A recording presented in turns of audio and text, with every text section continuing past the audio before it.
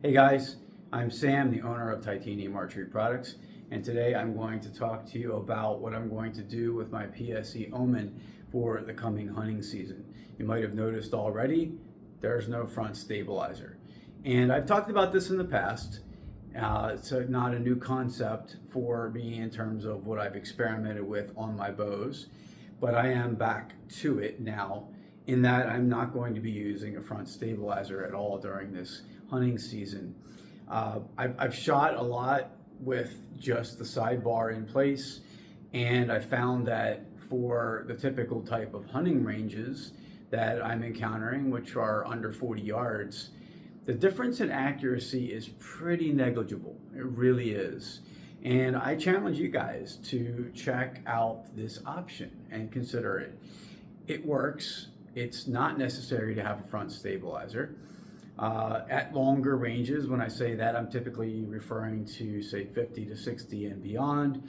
Yes, I do think you're probably going to see greater consistency in your grouping size with a front stabilizer, and certainly with as long as possible of a front stabilizer. But you have to consider gain versus what it is you're giving up. And, when you consider certain situations, certainly saddle hunting would be one, and also tighter quarters tree stands. There is an argument to be made for not having a front bar. The reason I keep the side stabilizer in place is that it makes a pretty dramatic impact on how the bow shoots. So I would say, in my experience and how I shoot, that the side stabilizer is more important than the front if you're considering just running one stabilizer. So for me, my choice is sidebar only. Now, of course, this is our RPG mount, and the RPG mount is capable of accepting bridge lock style stabilizers, and I have one of our older RPG bars. Of course, we're no longer selling these, but I do have one in here, and it works really well.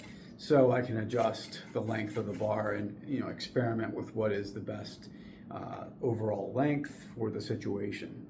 So RPG mount, sidebar only.